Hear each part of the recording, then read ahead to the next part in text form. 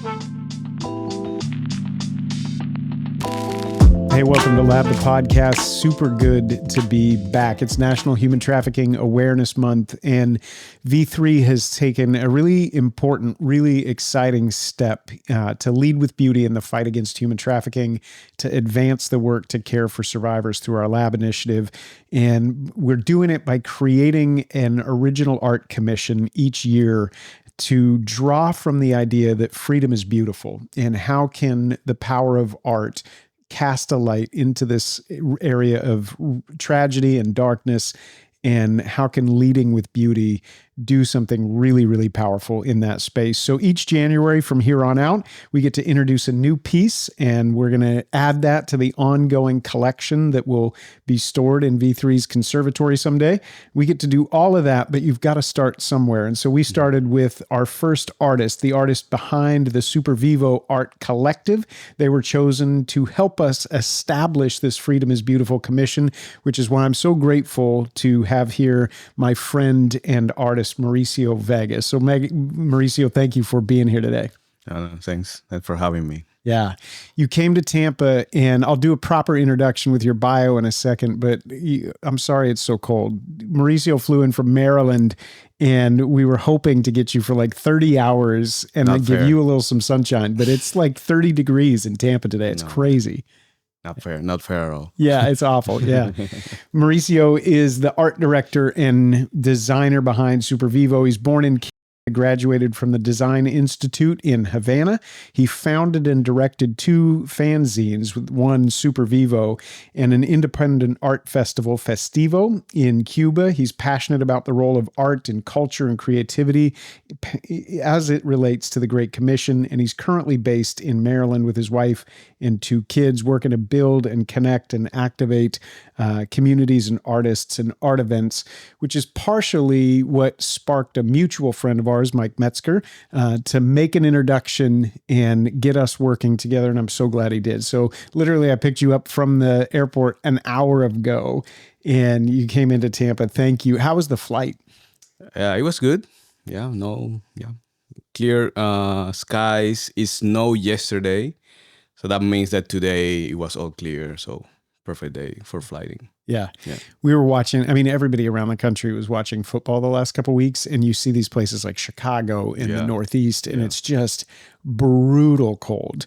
Yeah. In Tampa, we were walking with some friends last night. It was 58 degrees, and we were like, we have to call this. It's dangerous outside. So we all came inside. We realized we're true Floridians. Home for you is Cuba. And I want to talk about that because it's just been fun to get to know you, become friends. And we're going to talk about Freedom is Beautiful. And we're going to talk about the piece and the powerful piece that you created, what we're helping to build together that we'll get to unveil every January. So we'll get to that.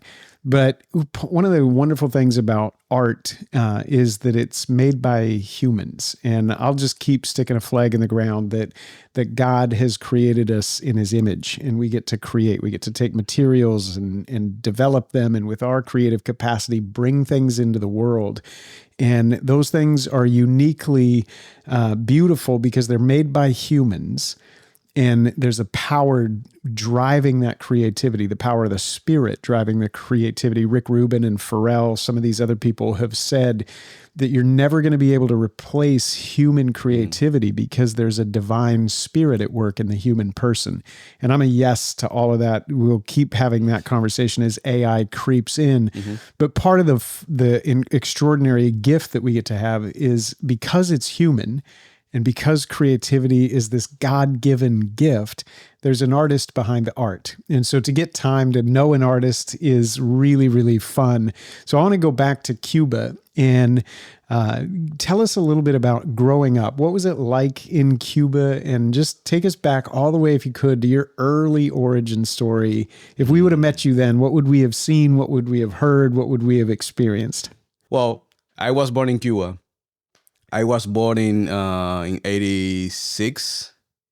That means that so communism was kind of like crumbling down around the world, and Cuba was part of the, let's say, like the communist empire, right? It was led by the Soviet Union, and Cuba was kind of like a satellite of the Soviet Union. And I know that when I say Cuba, most Americans think about the older Americans, they think about the missiles and the crisis in the 60s, and that's basically it. That's everything that they know about Cuba.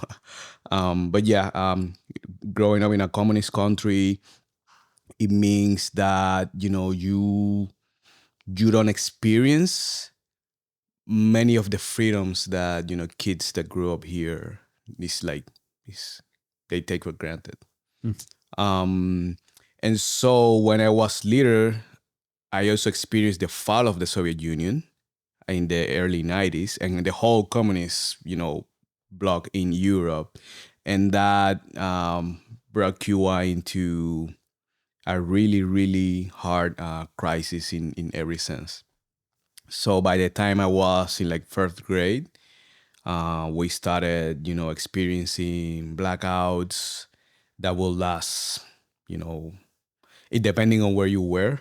It will be hours and hours and hours, and that will mean, like, for example, in Cuba, like, then you will have only like the national television, right? And so that means that there is a bureaucrat deciding what you are gonna watch at 9 a.m. and what you're gonna watch at, so the kids, they decided that the kids will watch cartoons for half an hour Mm. every day. Their problem was that the lights will go off around that time too. So the kids in Cuba will pray like at least we were able to watch the cartoons before the power goes off. So it was a lot of scarcity, a lot of, needs, all the poverty and all that, but also isolation. So most Cubans didn't know any better, Mm. really. So we learned to, to live and to survive in that circumstances. Um, Interesting things for me is like my mom. She decided that in those nights of, blackout, she will find somebody to teach me English. So that's how I learned English, and with some other kids. So she was always in the look for finding useful, creative things for me to do. And so also around that time, and we are talking now, I was in elementary school. She took me to this. It will be like government places where kids can learn art, Mm. basically, with very, very, very low resources. But I remember that I will be there, like, I think like twice a week, in a classroom with other kids, and the teachers will find whatever materials they could, and we will, make paintings and stuff like that. And because my mom noticed that I like, painting and all that, and that was an interesting experience too, because at one point we had like there was like some sort of a competition of paintings, and then the winners will be in this exhibition at a very important place, a cultural place in Havana, and the television will be there and all that. So my painting was selected, but they made like a ranking, and so that was my first experience with corruption. And I was like, I think it was in fifth grade, fourth grade, something like that. All the kids were shocked because the first prize was a painting that wasn't really good. Mm. But we realized, oh, but that kid is related to somebody in power, Mm. so they need to give. So even for us being kids, that was the first kind of like wake up call to the kind of system that we were living in. And I remember for me, it was a huge disappointment. Not because I thought that my painting wasn't the best, but I was really pissed off about, other friends that deserved to be there. And kind of like thinking, okay, is this what is gonna expect? Kind of like, is this the expectation for me as an artist in Cuba? I'm gonna have to be related to somebody or please certain people in order to be successful. And it really, that broke something inside of me. Um, So I didn't pursue painting probably for that reason. Mm. But again, my mom, she saw that I was, again, like the creativity, and at her job, they brought a designer to do some stuff. And at that time, my mom noticed that I was like already like designing, letters and things like that. And she thought that, well, it might be a good idea. This was like a middle school, maybe. Like she decided that, okay, I'm gonna sit you with this designer for an afternoon, and you see, the things that she does. And she also asked her, hey, like just teaching what you do, and let's see if he's interested. And that afternoon really, I would say, changed my life. Because after that afternoon, I really decided that, okay, I wanted to reconcile with creativity and seeing that it could be applied to, it could solve problems, let's call it that way. And so, yeah, and around that time, then like my faith, I think my family had more of a Catholic background, which in Cuba is complicated because Catholicism is mixed with African religions. So for evangelicals in Cuba or Protestants in Cuba, Catholics are like, no, you don't mix with them because they are like, well, it gets really offensive. But of course, there are sincere Catholics in Cuba, of course, and I think my family were some of them. But I wasn't really serious about it until, again, middle school, like through some conversation with friends.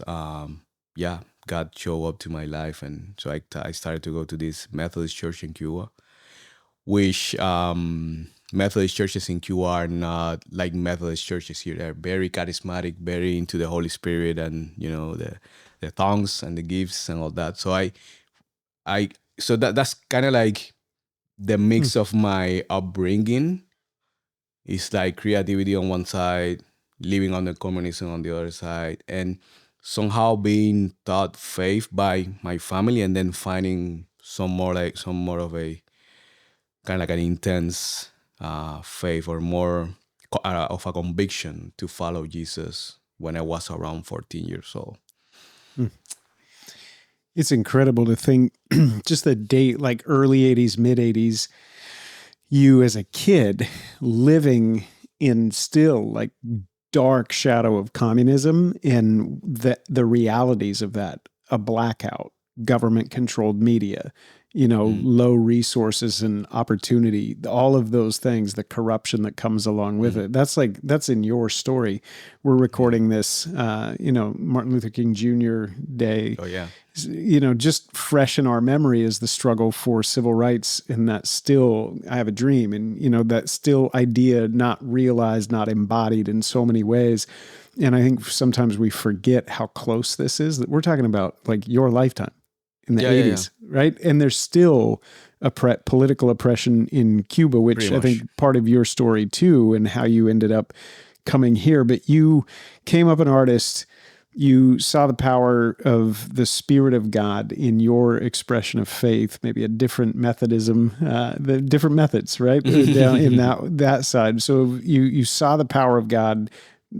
God got a hold of you, and your faith is growing. You're growing as an artist, and all in the political context of Cuba.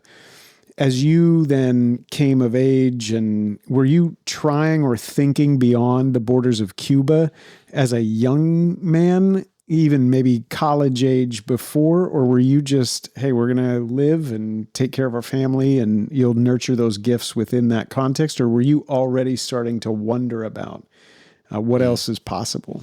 Yeah, no, honestly, I didn't want to leave. And that's a complex situation too, because again, as a kid, you grew up in Cuba, and especially in the 90s, we have massive exodus to United States. I don't know if you remember, people would come here in rafts, and many of them will be like rescued in the water, and brought to Guantanamo Bay, and then from Guantanamo resent to United States. And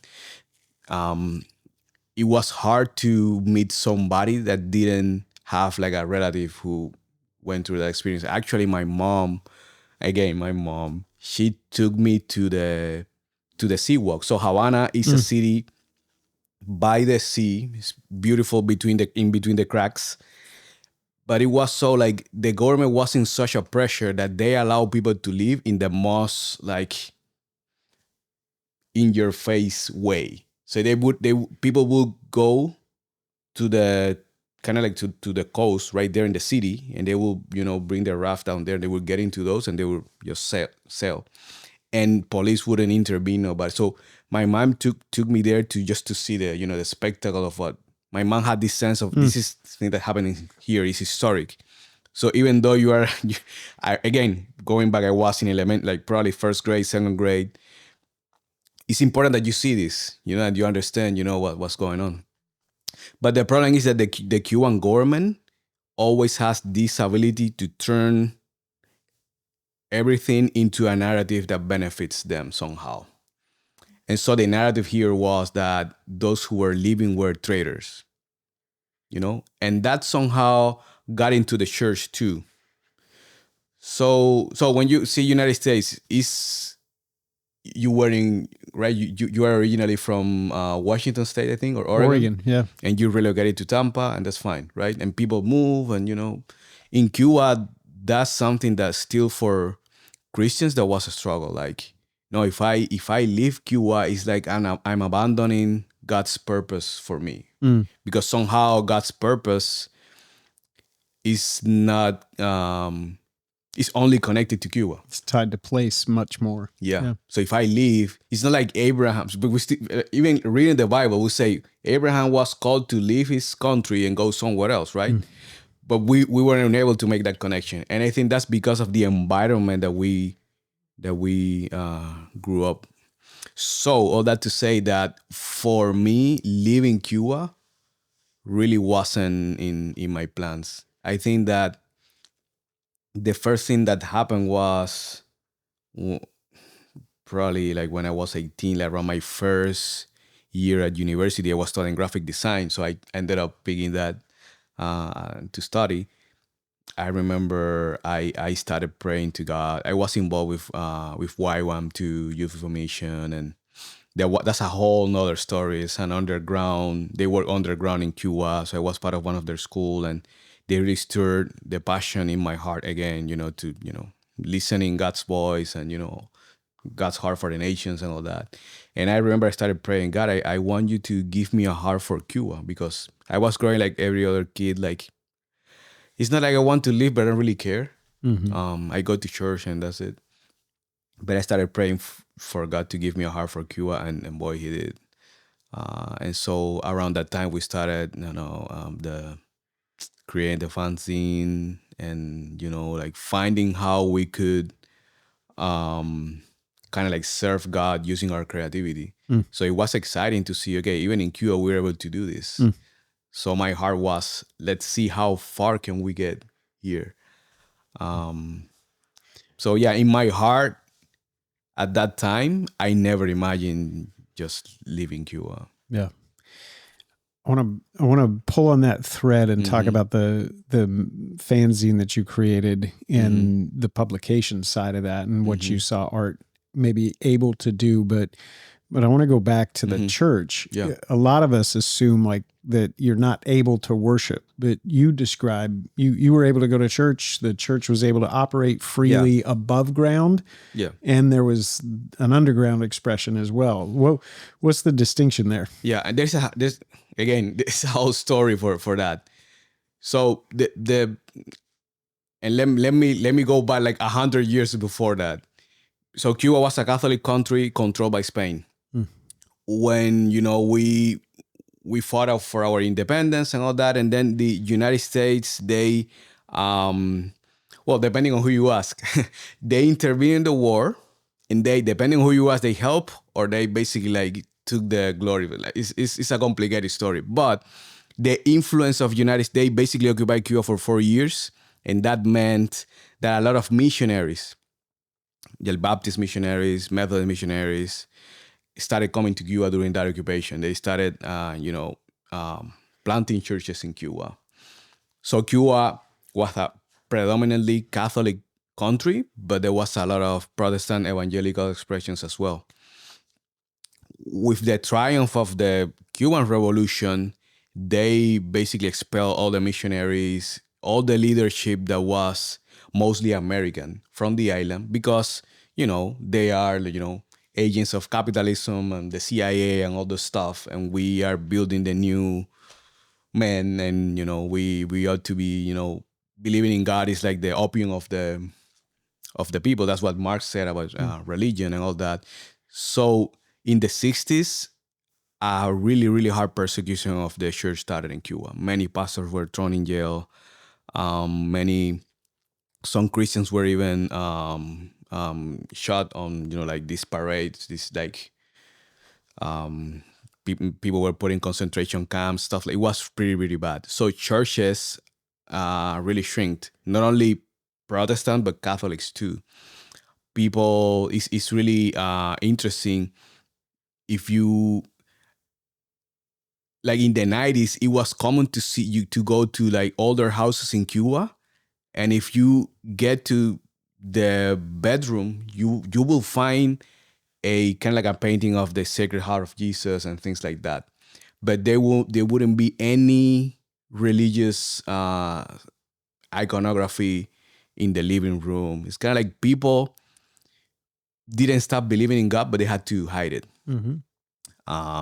And then the next generation, say my parents and my generation, we grew up with really no sense of religion at all, unless the people in your family were brave enough to tell you about. So that's happened with me, but for so many others, that was not. So during the 60s, the 70s, the 80s, the government really like seized some of the buildings. They didn't allow churches to build new buildings in Cuba.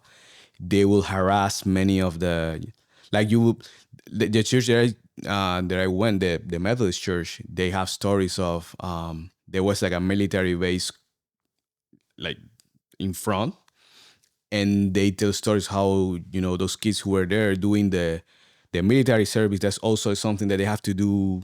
It was forced on them. Like when you turn 17, 18, you have to go and go into the military by force. And so some of these, recruits will be like throwing rocks into the church in the middle of a service on Sunday. So the level of harassment was really, really hard. And that's one of the best cases. In other cases, there was, open persecution and things like that. The thing that happened is that in the 90s, the government realized that they needed to find kind of like new allies. So it was famous how they got connected with the liberation theology that was developed in Latin America. And so that way, okay, well, then maybe there may be some connections between Christianity and communism. Okay, this is fine. And then, well, yeah, church will be able to have their gatherings. But the thing is that they were so little at that time that I think the government didn't thought about that as a threat anymore. Like, we basically eradicate Christianity from Cuba. We can allow a few churches to have their things on Sundays. We'll be fine. But what happened was that like my in-laws, for example, they were young Christians at the time. They had been praying for probably 10 years for a revival in church. And in the 90s, God used all the scarcity and the hardship to bring people back to churches. And we've never had so many Christians in Cuba like now, ever in history. And the government kind of like, whoa, do you like roll back to the persecution or what? So what the government did is like, yes, some pastors, they still face persecution in Cuba. But it depends on how you preach and how you act, So if you're a church that just do the Sunday thing, they don't really talk about any implication of the gospel for normal life, then you may be fine. But if you're a pastor who start connecting the gospel to real life, to the Cuban context, then you may get in trouble. Yeah. And the problem is it's so easy to do that, right? The other thing is, if you're a church that wants to do like social work, like you want to help the need that's basically everybody, but like those who are in more need, that can also turn you into a target, because the message that you're sending is the government is not God. The government is not gonna give you everything. Over here, there is another institution that is also taking care of the poor, and we are doing that in the name of Jesus. So it's like Jesus against Castro, basically. Who is the one who's gonna provide for you? Who is the one that's gonna show up for you when you're in need? So pastors didn't have that intention. They just wanted to apply the gospel. But the problem in Cuba is that if you get serious about the gospel, you find yourself being a target for the government. Yeah. So all that to say, pastors have to walk this fine line in Cuba. Yeah. If you go to Cuba today, you can go on a Sunday and you will see churches that are full of people worshiping. But it's under the surface, those churches are being, spied by the government. There are agents in there. There is a whole underlying conversation and tension and phone calls and pressure and stuff like that happens underneath. Yeah. Yeah. It's extraordinary. I mean, we can and should, and maybe you'll find time to have more of that conversation, because again, it's so important for us. This is reality, hundreds of miles from here. Like that's and not that long ago you were there experiencing that, and that the threat of a king who is greater and whose ways are not necessarily the ways of the worldly kings, that's always been the story. That's always been the threat. And even we just came out of Epiphany, and here come these kings, these magi that recognize in Christ a king who is superseding Herod. And what is Herod's response, right? Like, I have to exterminate that. Yeah. And so that context is really good and really important, because here you are as a Christian artist, and it's dangerous to be a Christian in that context, because if you apply the gospel, if you live out the reality of the gospel can't be contained, the life and beauty of the gospel does spring up, and it creates a response. It provokes a response. Light goes out and it overcomes darkness, but there's a conflict there with darkness. That's true in the religious context, even as practicing our faith. It's also true in art. Oh yeah. And so I'm curious for you, you saw the pressure applied against religious expression, but it was even more fierce, I think, in your story when you became an artist.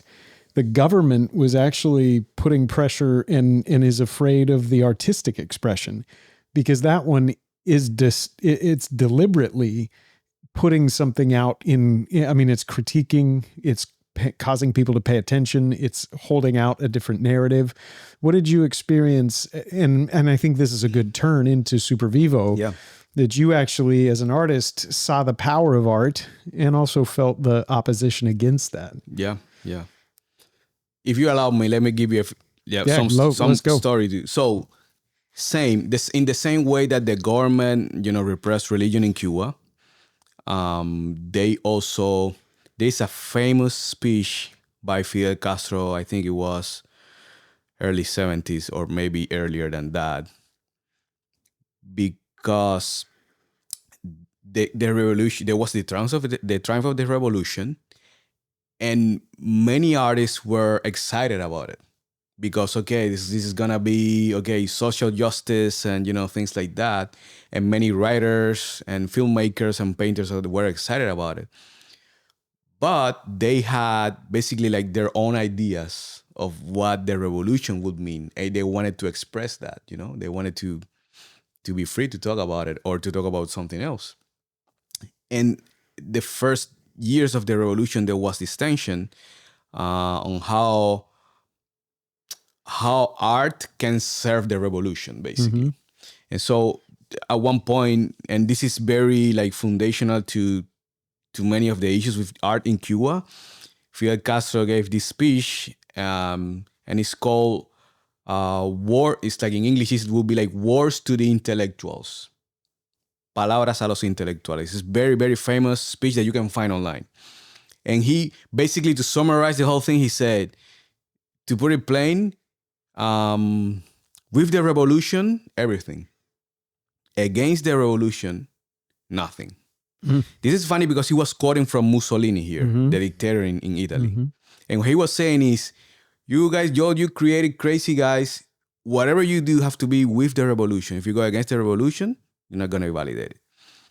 So in the 70s, there was something that was called like the dark, how do you call it this portion of time that is 5 years? It's not a decade, but it's 5 years. Do you have a word for that? We mark everything in decades, right? Well, we have a word for the 5, whatever. People started feeling the pressure. Artists started feeling the pressure really hard. And what the government will do with them, the dictatorship will do with them, is like, it was really mean, because some of them were put in concentration camps and they were like re-educated. And some of those musicians got out of the concentration camp singing the word, like the praise of the revolution. Some others, though, were put to work in things that were the total opposite of art. And again, I believe that every profession is valuable in the eyes of God. But if you take an artist and you force him to or her to work in a warehouse, shipping containers, things like that, imagine what that does to the spirit of that artist. And the funny thing is that these communists, they understood that. They understood that was a big punishment for an artist and a big deterrent for other artists to see, like, if you try to go like independent, this is what's gonna happen to you. And there are many stories. There are many stories. But I think on the other hand, what the government started to do is that they started funding the arts. And this is something that connects to what you are doing and what we are also trying to call Christians to do. And this is kind of like it may look like I'm going to the branches, but I think it's important. In Cuba, they created a film studio to enable filmmakers to make movies. Of course, movies that will, move the agenda forward, move the propaganda forward. They created music bands that will promote the revolution. That's right. They created international prizes to get the best writers in Latin America to come for a literary prize at a place that's called the House of the Americas. It's in Havana. So you get many of these very, very good writers supporting the revolution and supporting similar ideas in their countries too. Because basically it's like, with this prize, we attract the talent from Latin America. That's right. We indoctrinate them, and then we send them to preach the communist gospel. Yeah. So the government was really, really intelligent in handling the art, which is something that when you see the church, see, like, again, the communists, they understood the power of art. They needed to control it, and they needed to fund it. I want to circle that right now, because that is so deeply important, even to the work of V3. And you and I have had lots of conversations on this. But again, thank you for saying that the communist government understood the power of art. Yeah. And there were two things you had to do. You had to control it, and you had to fund it. And the two go hand in hand. If you are the one resourcing it, you get to control what art is made, the imagination behind it. And the underlying reality is imagination precedes reason. It's upstream of it. If we can create the social imaginary, then you can believe whatever you want privately, but the way that reality is understood is told through our stories, through our songs, through our art. Yeah. And so if we can go upstream and we can take control of that, then downstream you're working against this incredible current. And the church understood this for thousands of years. The church, under the lordship of a greater king, said, again, we know the power of it. And so imagination and reason and science, all of these things are God-given gifts. And so all of them should be pointing back to the source. And we've lost that. So again, V3's hope in the world. Here in America, a few years ago, the National Endowment of the Arts had a $200 million annual budget. Wow. So $200 million a year, stewarded by the government. And in America right now, right? But there's still agendas. It's still driven by a particular narrative, and we're funding certain projects, and the artists, in order to get the funding, have to participate in those projects, right? That are aimed in those narratives. What V3 is trying to do, and we've said, if we had a $100 million endowment forever, they have $200 million annually years ago, right? We're saying, we're praying for a $100 million endowment forever. And if we had that, think of what could be done. Yeah. Right? Caravaggio, Da Vinci, SuperVivo, right? Morgan Irons, Emily Pastor, the artists that are soon to be commissioned, this is the work. And it's incredible to have your friendship. And I know I want to be careful with time on this because we got to try to cram everything in. But you created SuperVivo. And really, this is part of, I think, what led you to coming here, which in some ways I'm grateful for because we know each other. But you began to publish this. You had a publication, and that the pressure against you became pretty significant. So again, like with the fall of the Soviet Union, there was more openness because the government wasn't able to control that much anymore. And by the time we started, creating this zine, this publication, it was 2008. So at that time, we experienced a strange, free. I wouldn't like to call it freedom, but the government was kind of like letting stuff be a little bit, and there are some reasons for that.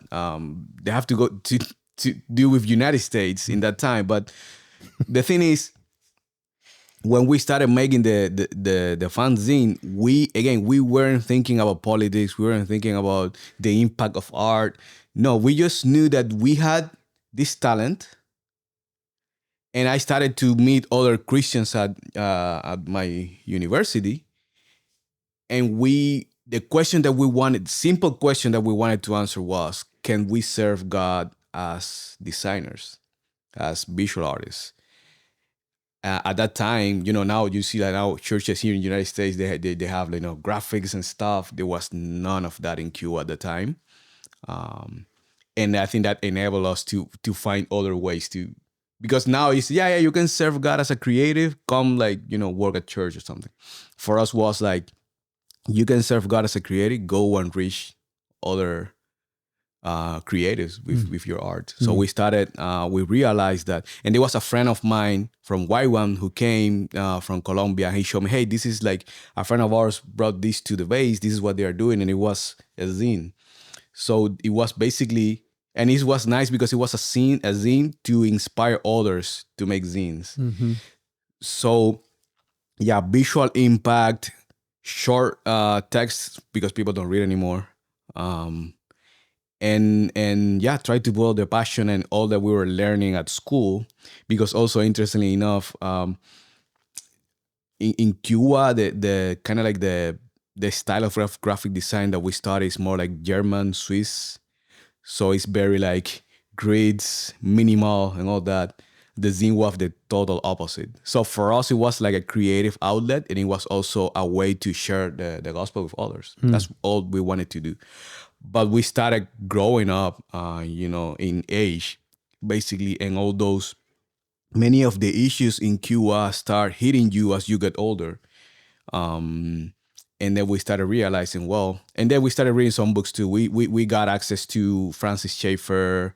We got access to some of those guys, Hans Ruckmaker and some others. And we started realizing that, we can probably do more. And started walking this line. Okay, how can we talk more like bring the truth of the gospel specifically to the Cuban context, and speak to, like, our idea was, what would Jesus say about transportation in Cuba? What would Jesus say about the food crisis in Cuba? What would Jesus say about communism in Cuba? Right. So try to bear that. It's a burden, right? And we didn't, pretend that would be the voice of God of anything, but we are Christians that we are trying to think biblically about every aspect of life, and then try to create a message that can be attractive, that can be, impactful, and just share with people. Yeah. And so that was the idea behind the zine. And one nice thing that happened is that we started all believers, but then even non-believer creators wanted to join us because of the fact that we were printing. So we found some churches in Cuba that had printers, and they allow us to print, the zines there, and then we would just go ahead and distribute them, which was dangerous. Yeah. Because in Cuba, again, no freedom of press, no freedom of expression. So having a publication is totally illegal, and it can get you in jail. Yeah. which is ultimately for you a decision that you had to face with a wife and your children in your gift as an art or your gift as an artist. Then ultimately that pressure becomes so great that you stay faithful to the calling, but you have to find a way to do that with a wife and kids. Yeah. And so by 2020, the pressure was really high. The government used the pandemic to roll back some of the old, so bring back some of the old policies, and they got really aggressive against creative. At that time, we were so connected with many creatives in Cuba. There was a lot going on. We'll need, I don't know how many podcasts just to tell the story, but many creatives were doing stuff in film, visual arts, performing arts, different things. And we were so grateful to be part of that circle and be in that conversation. I guess that they knew that we were believers, but they respected us. We respected them. We were in the same circles. We will have conversations. We will, collaborate.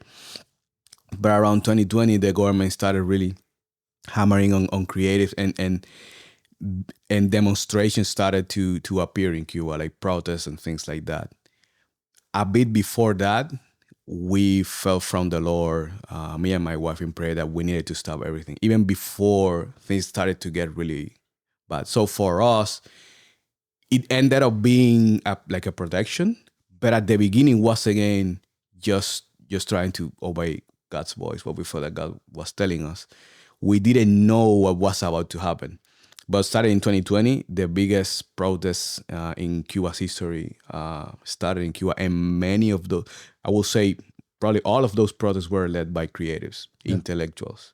Yeah. Many of them close friends to us. Many of them collaborators to our things. So it really will put us in a really difficult position, because how can I be talking about X if one of my friends, collaborators, is being, beat by the police or detained in jail, right? So at that time, we were at the crossroads.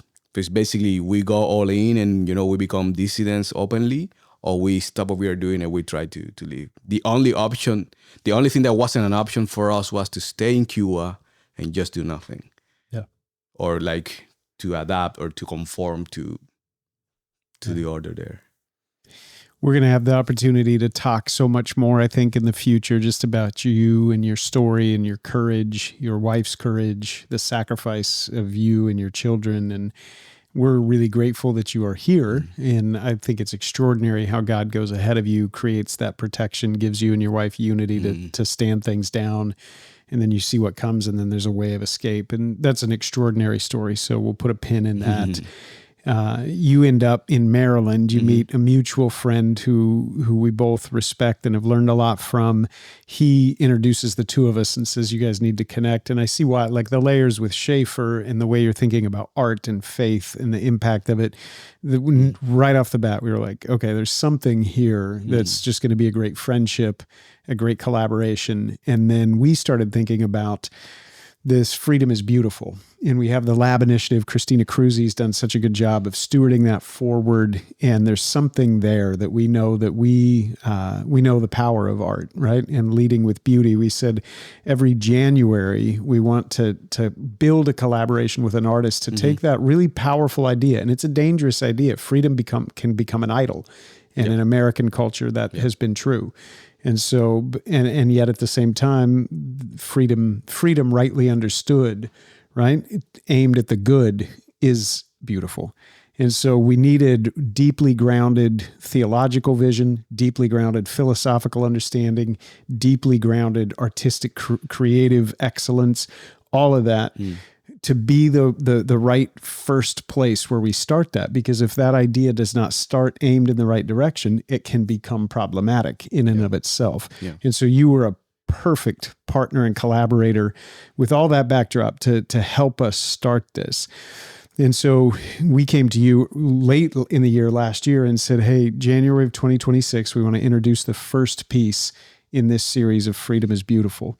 you felt it was appropriate to bring the collective together again and to bring a particular artist in. So just say a little bit about the artist that you chose, and maybe just give us the overview, like a really broad overview of the piece. We're going to have to do a second conversation to feature the piece, and we get to unveil it actually at a live event here in Tampa. That's why you've come down here. So everybody at our luncheon tomorrow is going to see this piece unveiled live, and then we'll do lots of conversations in the future. But you chose a particular artist. Why did you choose that artist, and what was the creative direction that you gave to bring this first piece to life? Yeah. So, well, again, I wanna thank you, MB3, for the opportunity. When you mentioned to me the idea of freedom is beautiful, I for years since I'm here, I've been wanting to kind of bring back the collective. The thing is that many of us are now living outside Cuba. We have jobs and we got kids and all that. But my dream is to bring the collective back and be able to be the collective again, full time if possible. And so when you mentioned that, I think this is the perfect opportunity to put that in practice. I think that we needed an initial project that will help us, give me the pretext to call somebody else and work collaboratively. And I thought about Manuel Gallardo. He's a theology student in Grand Rapids, Michigan, but he's originally from Cuba. We met in Cuba. He was part of the zine, the collective in Cuba, and we just talked over.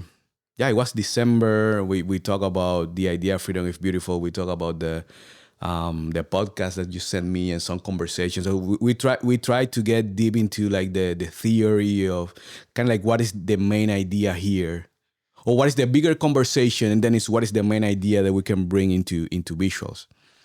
And he's got this style that is really, it's kind of like expressive.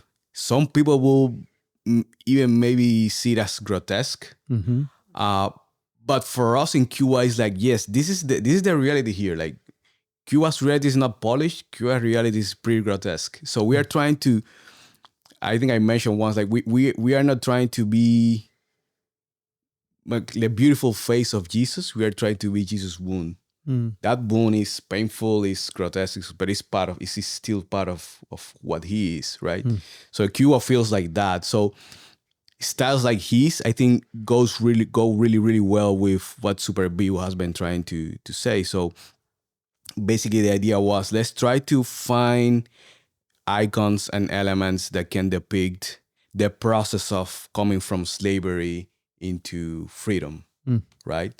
And so, well, at some point people will see the image, but there is these hands that are creeping, over the neck of this woman that represent that slavery that is holding you down. But she is in this expression of apparently not even caring about that, because she's extending her face into something greater, represented by this bird that we use, but also by the light that is shining on her face.